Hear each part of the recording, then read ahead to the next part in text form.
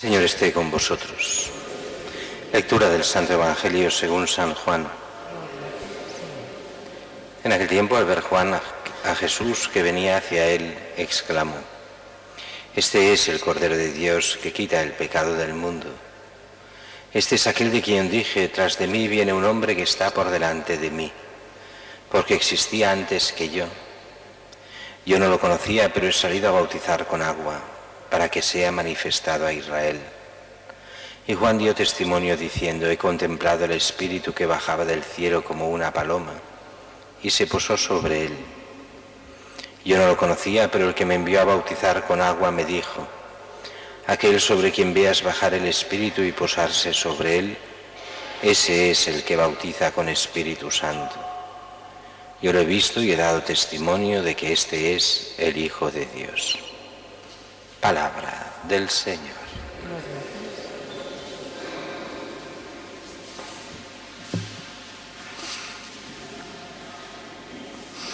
Como decíamos, estamos al principio del tiempo ordinario, este tiempo en que vamos vestidos de verde, aunque esto durará poco más de un mes, cuando ya empezaremos con el miércoles de ceniza, la Cuaresma. Pero mientras ya se nos empieza a presentar quién es Jesús. Este Jesús que nos lo presenta Juan Bautista, este es el Cordero de Dios que lleva el pecado del mundo. Y este Cordero es una forma ya de presentarnos para qué ha venido Jesús. ¿Y quién es de fondo Jesús? No es ese Mesías político, ese que nos ha de liberar de los romanos, de la opresión, de no sé cuántas cosas, sino nos ha de librar de aquello que es lo más importante, pero que la gente es incapaz de ver. La gente, decimos, el mundo. Nos viene a librar del pecado y de la muerte. Y muchos, oyendo esto, se quedaban desilusionados. El pecado y la muerte. El pecado, tonterías. La muerte, ¿quién nos va a librar de la muerte? Tonterías. Y tienen razón cuando el mundo es totalmente materialista y solo piensa en lo material, pues tienen razón. ¿De qué sirve la vida eterna? Cuando uno es materialista y que cree que solo existe lo que hacemos aquí y basta. Y el pecado, ¿qué me importa Dios?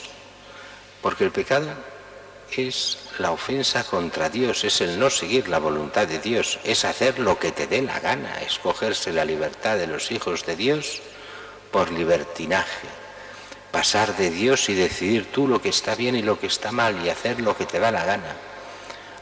Eso es coartar mi libertad, que nos salven del pecado. Cristo no me interesa. Y eso es el 90% de nuestra población, de nuestro país. Lo que me interesa es el dinero, el éxito, el subir, el pasármelo bien, el realizarme en diferentes aspectos de la vida. Pero vivir bien ante Dios, vivir la gracia de Dios, creer en Él, no me interesa. Esto bloquea mi libertad. Y Jesús viene a salvarnos precisamente de esto, de que nos alejemos de Él y a perdonarnos los pecados. Claro, el hombre está convencidísimo de que tiene derecho a todo y que todo le es debido. Pero es que en la mentalidad de Dios, cuando el hombre se aparta de Dios, si conociésemos realmente la grandeza infinita de Dios y lo gravísimo que es el pecado ante Él, solo quedaría una respuesta. ¿Has rechazado a Dios con el pecado? Solo hay una respuesta posible. Has de ser eliminado. Si has nacido para servir a Dios y a Dios no lo quieres, ya no tienes derecho a existir. Pues solo te queda una solución: desaparecer.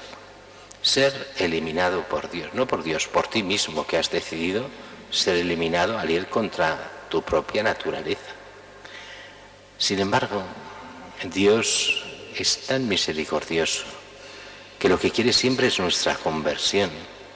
Y de ahí viene este texto de hoy. Él es el Cordero de Dios, aquel que morirá por los pecados de todo el mundo, cargará nuestros pecados sobre Él mismo en la cruz y así nos da la posibilidad de redención.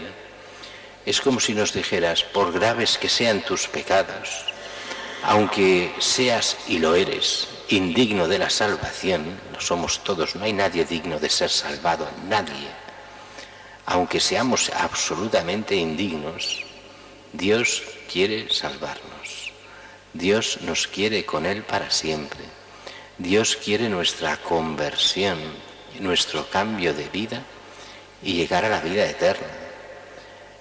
Esa es la voluntad de Dios, no es otra. Y por eso está siempre dispuesto a perdonar. ¿Por qué? Porque ha pagado por nuestros pecados, ha dado su vida. Él es el Cordero de Dios, aquel que muere para con sus llagas lavarnos a todos. Ahora bien, para ser salvado hay que engancharse a Cristo. No vale decir, ya nos ha salvado, no necesitamos nada. Esto algunos protestantes lo decían así, no importa, ya estamos salvados.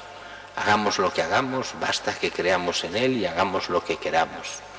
No, no va así. ¿Cómo funciona? Muy fácil.